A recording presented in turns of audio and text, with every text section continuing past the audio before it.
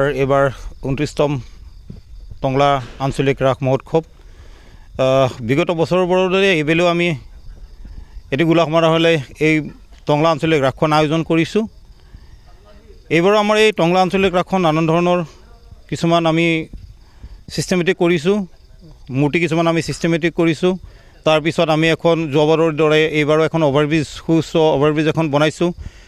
এখন শৰাই বনাইছোঁ, বহুত ডাঙৰকৈ এখন শৰাই বনাইছোঁ, যিখন শৰাই আমাৰ এটা চিনাকি দিয়ে অসমীয়া সমাজৰ, সেই এখন শৰাই বনাইছোঁ।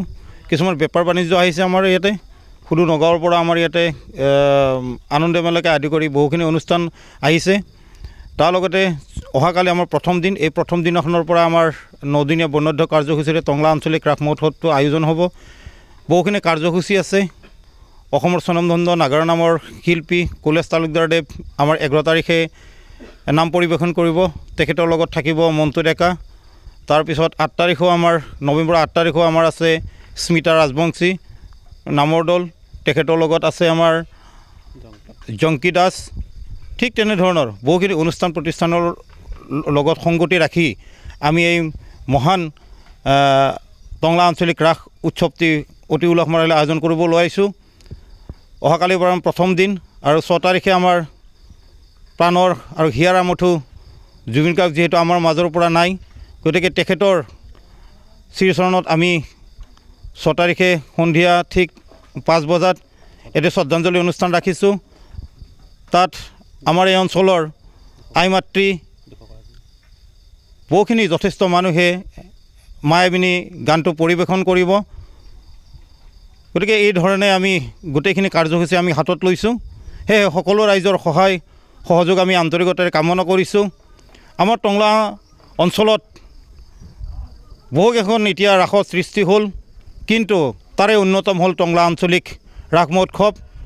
আজি 29 বছৰ গৰিকিলে আমাৰ টংলা আঞ্চলিক ৰাসে, আৰু এই ৰাসখন এতিয়া আধ্যাত্মিক পৰিৱেশৰে আমি অনুষ্ঠিত কৰি আহিছোঁ।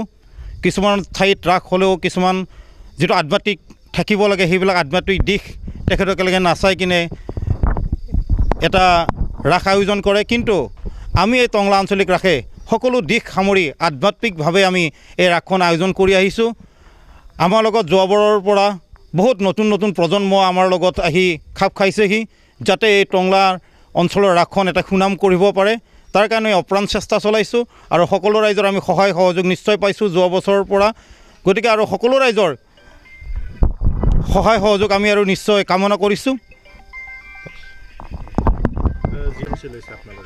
হয়, তেখেতৰ আমিতো 6 তাৰিখে আমি তেখেতৰ এটা শ্ৰদ্ধাঞ্জলি অনুষ্ঠান ৰাখিছোঁ।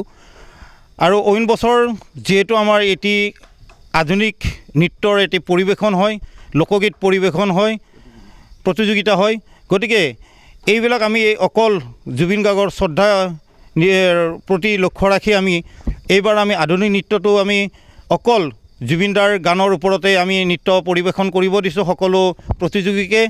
আৰু যি আমাৰ লোকগীত প্ৰতিযোগিতা হ'ব, সেই লোকগীতো অকল জুবিনদাৰ লোকগীতৰ ওপৰতে সন্নিৱিষ্ট থাকিব। আৰু 6 তাৰিখে মোটামুটি আমাৰ 500,000 মহিলা, টংলা অঞ্চলৰ মহিলাই আমাৰ ইয়াতে মায়াবিনী গানটোৰে জুবিনদাৰ আমি শ্ৰদ্ধাঞ্জলি অনুষ্ঠান আয়োজন কৰিম। যিকোনো খবৰৰ বাবে যোগাযোগ কৰক 7099017330 লগতে 7099017110 নম্বৰত।